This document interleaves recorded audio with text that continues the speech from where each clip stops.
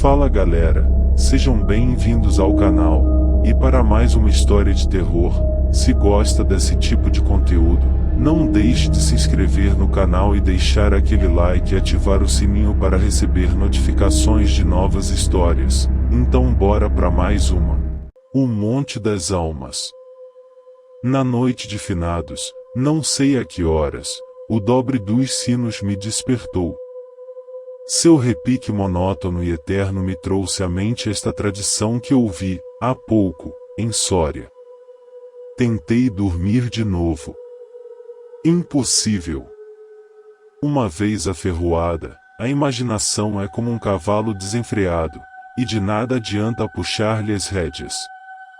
Para passar o tempo, decidi escrevê-la, como de fato fiz. Eu a ouvi no mesmo lugar em que aconteceu e a escrevi voltando algumas vezes a cabeça, com medo, quando rangiam os vidros de minha sacada, estremecidos pelo vento frio da noite. De qualquer forma, aí vai, como o cavalo de copas. Amarrai os cães. Façais o sinal com as trompas para que os caçadores se reúnam e voltemos à cidade. A noite se aproxima. É dia de Todos os Santos, e estamos no Monte das Almas. Imediatamente. Fosse este outro dia, eu não deixaria de exterminar essa alcateia que as neves do Moncaio expulsaram de suas covas. Mas, hoje, é impossível. Logo mais, a oração nos templários será entoada e as almas dos finados começarão a tanger os sinos na capela do monte. Naquela capela em ruínas?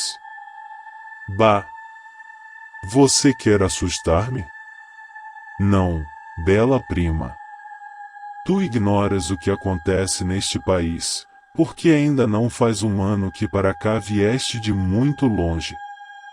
Refreia a tua égua, eu também porei a minha a passo e, enquanto durar o caminho, contar-te-ei uma história. Os valetes se reuniram em alegres e buliçosos grupos. Os condes de Borges e de Alcudiel montaram em seus magníficos cavalos, e todos juntos, seguiram os seus filhos Beatriz e Alonso, que precediam a comitiva a uma considerável distância. Enquanto percorriam o caminho, Alonso narrou nestes termos a prometida história. Este morro, que hoje chamo Monte das Almas, pertencia aos templários, cujo convento vês ali, à margem do rio.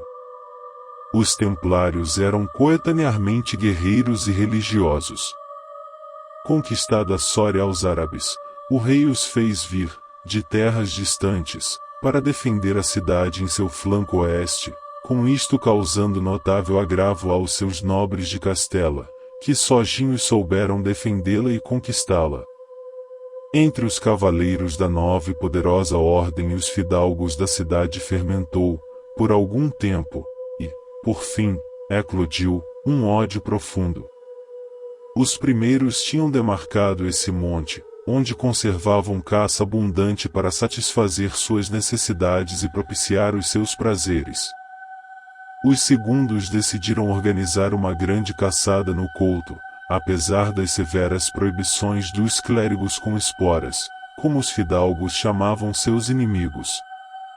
Propagada a voz do ripto, ninguém buscou deter um lado, em sua mania de caçar, e o outro, em seu empenho de impedir a caçada. A projetada expedição foi levada a cabo. Não se lembraram dela as feras silvestres, antes a teriam presente tantas mães enlutadas por cada um de seus filhos. Aquilo não foi uma caçada, foi uma batalha assombrosa. O monte ficou semeado de cadáveres. Os mesmos lobos que queriam exterminar lograram um sangrento festim. Por fim, interveio a autoridade do rei, o monte, maldita razão de tantas desgraças, foi declarado abandonado e a capela dos religiosos, situada no próprio monte, e em cujo átrio foram enterrados juntos amigos e inimigos, começou a cair em ruínas. Dizem, desde então, que, quando chega a noite de finados, ouve-se dobrar sozinho o sino da capela, e que as almas dos mortos, envoltas nos farrapos de suas mortalhas, correm como que numa caçada fantástica por entre as brenhas e as silveiras. Os cervos bramem assustados, os lobos uivam, as cobras emitem horrendos sibilos, e no dia seguintes, vêm-se impressas na neve pegadas dos descarnados pés dos esqueletos. Por isto, em Sória, nós o chamamos de Monte das Almas, e foi por isso que eu quis abandoná-lo antes que fechasse a noite. A narrativa de Alonso acabou justamente quando os dois jovens chegavam ao extremo da ponte que conduz à cidade por aquele lado. Ali, esperaram o resto da comitiva, a qual, depois de incorporar-se à dos ginetes, perdeu-se por entre as estreitas e sombrias ruas de Sória. Os serviçais haviam acabado de recolher as toalhas de mesa. A alta lareira gótica do palácio dos condes de Alcudiel desprendia um vivo resplendor, iluminando alguns grupos de damas e cavalheiros que, ao redor do fogo, conversavam familiarmente, enquanto o vento açoitava os vidros chumbados das ogivas do salão. Somente duas pessoas pareciam alheias à conversa geral, Beatriz e Alonso. Beatriz seguia com os olhos, absorta num vago pensamento, os caprichos das chamas. Alonso olhava o reflexo da fogueira chispar nas pupilas azuis de Beatriz. Ambos guardavam, há algum tempo, um profundo silêncio. As velhas senhoras narravam, a propósito da noite de finados, contos tenebrosos, em que os espectros e as aparições representavam o papel principal. E os sinos das igrejas de Sória dobraram a distância com um tangido monótono e triste. Bela prima, me exclamou, finalmente, Alonso, quebrando o longo silêncio em que se encontravam, logo iremos nos separar, talvez para sempre. Sei que não gostas das áridas planícies de Castela, de seus costumes rudes e guerreiros, de seus hábitos simples e patriarcais. Eu a ouvi suspirar várias vezes, talvez por algum pretendente de teu longínquo senhorio. Beatriz fez um gesto de fria indiferença. Todo um caráter de mulher se revelou naquela desdenhosa contração de seus finos lábios.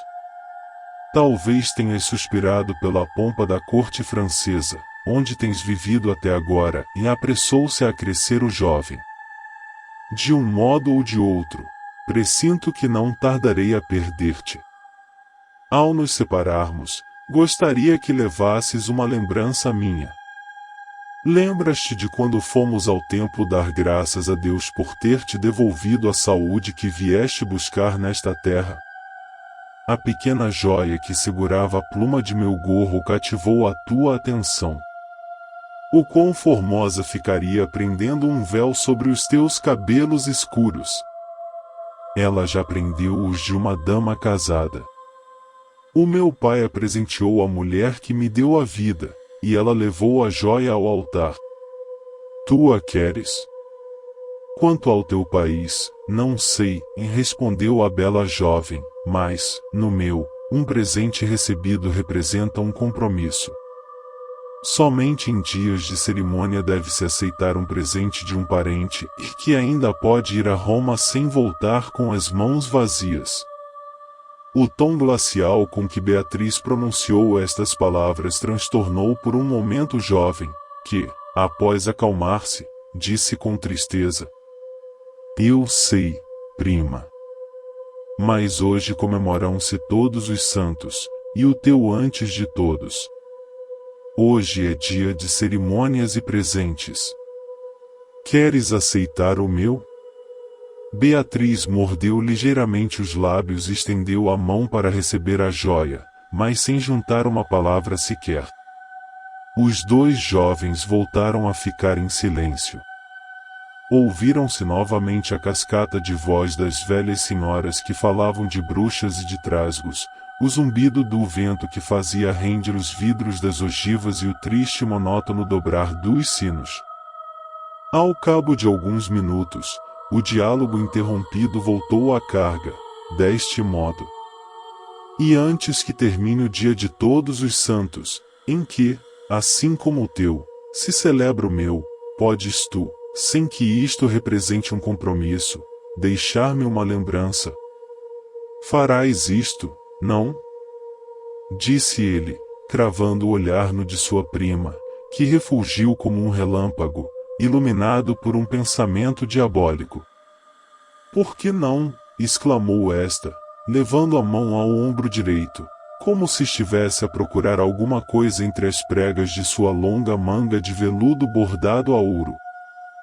Depois, com uma infantil expressão de sentimento, a dama acrescentou: tu te lembras da fita que levei hoje à caçada, cujo azul significa algo que desconheço? Tu me disseste que representava a divisa de tua alma. Sim. Pois. Perdeu-se. Perdeu-se e eu pensava em deixá-la-te, como uma lembrança. Perdeu-se? Onde? Perguntou Alonso, levantando-se de seu assento e com uma indescritível expressão de temor e esperança. Não sei. Talvez no monte. No monte das almas. Murmurou ele, empalidecendo e deixando-se cair sobre o setial. Depois prosseguiu, com a voz entrecortada e surda: tu o sabes, porque já deves tê-lo ouvido 1000 vezes, na cidade, em toda a Castela, chamam-me de o rei dos caçadores. Como não tive a oportunidade de provar as minhas forças nos combates, qual o fizeram os meus antepassados, levei a esta diversão, imagem da guerra, todos os brios de minha juventude, todo este ardor, que é hereditário em minha raça. O tapete que os teus pés pisam são os despojos das feras que morreram por minhas mãos. Eu conheço os seus covis e os seus costumes. E tenho travado com elas combates diuturnos, a pé e a cavalo, sozinho ou em comitiva, e ninguém dirá que me viu fugir do perigo em alguma ocasião. Fosse esta outra noite, eu voaria ao monte por essa fita, e voaria com o mesmo prazer de acudir a uma festa. Mas, nesta noite... Por que motivo esconder de ti? Eu tenho medo. Ouves?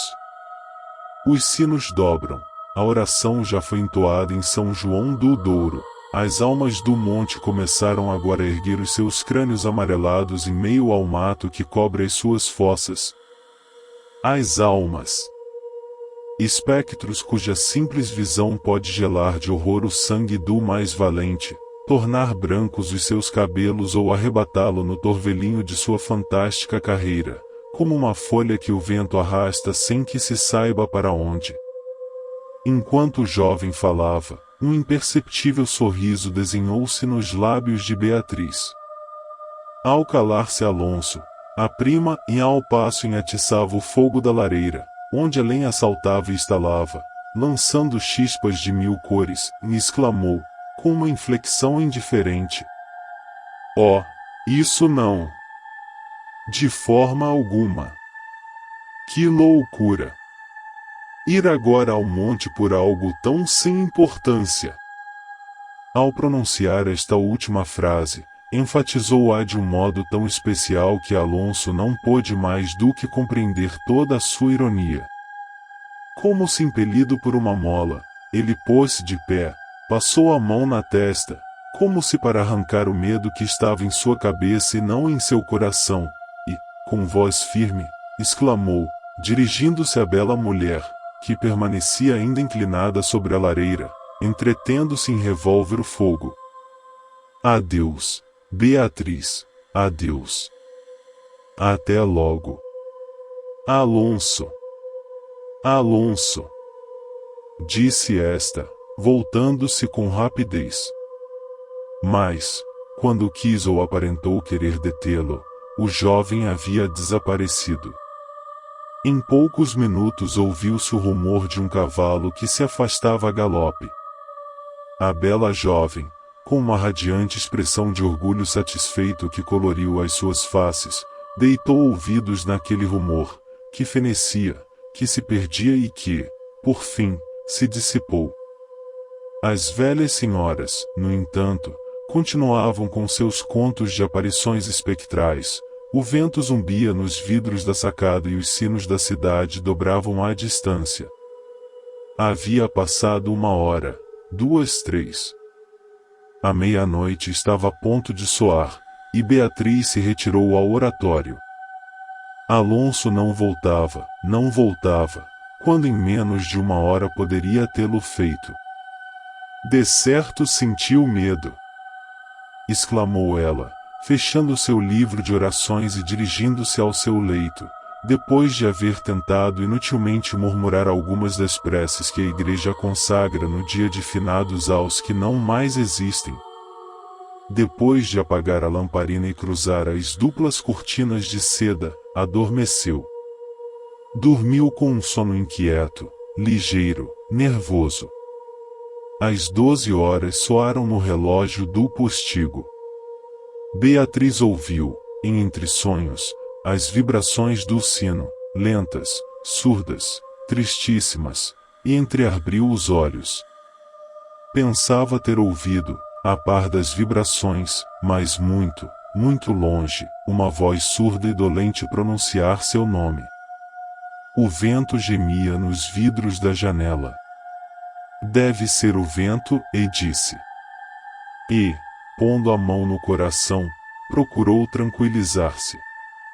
Mas seu coração batia cada vez mais violentamente. As portas de Larício do oratório haviam rangido sobre os seus gonzos, com um gemido agudo, prolongado e estridente. A princípio algumas, depois as mais próximas, e, então, todas as portas que franqueavam o acesso ao seu quarto iam rangendo, cada uma à sua vez, estas, com um ruído surdo e grave, aquelas, com um lamento longo e exasperante. Depois, silêncio. Um silêncio cheio de rumores estranhos, o silêncio da meia-noite, com um murmúrio de água distante. Longínquos ladridos de cães, vozes confusas, palavras ininteligíveis. Ecos de passos que vão e vêm, farfalhar de roupas que se arrastam, suspiros que se afogam, respirações ofegantes que quase são sentidas, estremecimentos involuntários que anunciam a presença de algo que não se vê e cuja aproximação se nota, apesar da escuridão. Beatriz, imóvel, trêmula, pôs a cabeça fora do cortinado e escutou por um momento. Ouvia ruídos diversos. Passava a mão na fronte. Tornava a escutar e nada, silêncio. Via, com essa fosforescência da pupila nas crises nervosas, algo como vultos que se moviam em todas as direções. Mas quando, dilatando-as, as fixava em um ponto, nada via e apenas escuridão, as sombras impenetráveis. Bah! Exclamou, voltando a recostar a sua bela cabeça sobre o travesseiro de cetim azul do leito. Sou tão medrosa quanto essas pobres gentes, cujo coração palpita de terror sob uma armadura, ao ouvir uma velha história de aparições? E, fechando os olhos, tentou dormir. Mas, em vão, fizeram um esforço sobre si mesma. Logo voltou a levantar-se mais pálida, mais inquieta, mais aterrorizada. E não era uma ilusão, e as colgaduras de brocado da porta haviam se desprendido e umas pisadelas lentas soavam sobre o tapete. O rumor daquelas pisadelas era surdo, quase imperceptível, mas contínuo, e ao seu compasso ouvia-se o render de alguma coisa, como madeira ou osso. E aproximavam-se aquelas pisadelas, até que o reclinatório, que estava à beira de seu leito, se moveu. Beatriz lançou um grito agudo e, metendo-se nos panos que a cobriam, escondeu a cabeça e conteve a respiração. O vento açoitava os vidros da sacada. A água da fonte distante caía e caía com um rumor eterno e monótono. Os ladridos dos cães se ampliavam nas rajadas de vento, e os sinos da cidade de Sória, uns próximos, outros distantes, dobravam tristemente pelas almas dos finados. Assim passou 1 hora, 2, a noite, 1 século, porque aquela noite parecia eterna para Beatriz. Finalmente, despontou a aurora, voltando de seu temor, entreabriu os olhos aos primeiros raios da luz. Depois de uma noite de insônia e de terrores, é tão linda a luz clara e branca do dia. Separou as cortinas de seda do leito e já se dispunha a rir-se de seus temores passados quando, de repente, um suor frio cobriu seu corpo, seus olhos se deslocaram e uma palidez mortal descoloriu as suas faces, e sobre o reclinatório vira, ensanguentada e dilacerada, a fita azul que perderá no monte, a fita azul que Alonso fora buscar. Quando os serviçais chegaram, apavorados, para noticiar-lhe a morte do primogênito de Alcudiel, que naquela manhã fora encontrado devorado por lobos nos matagais do Monte das Almas, encontraram-na imóvel, crispada, agarrada, com ambas as mãos, a uma das colunas de ébano do leito, deslocados os olhos, entreaberta a boca, brancos os lábios, rígidos os membros, morta. Morta de pavor. Dizem que, depois deste acontecimento, um caçador perdido, que passará a noite de finados sem poder sair do Monte das Almas, e que, no dia seguinte, antes de morrer, pôde contar o que vira, narrou coisas terríveis. Entre outras, assegurou que vira os esqueletos dos antigos templários e dos nobres de Sória, que haviam sido enterrados no átrio da capela, erguerem-se na hora da oração com um estrépito horrível, e que vira cavaleiros, montados sobre esqueletos de corcéis, a perseguirem, como se a uma fera, uma bela mulher, pálida e desgrenhada, que, com os pés desnudos e ensanguentados, e lançando gritos de pavor, dava voltas ao redor da tumba de Alonso. Fim. Se gostou, deixa o like e não esqueça de se inscrever no canal.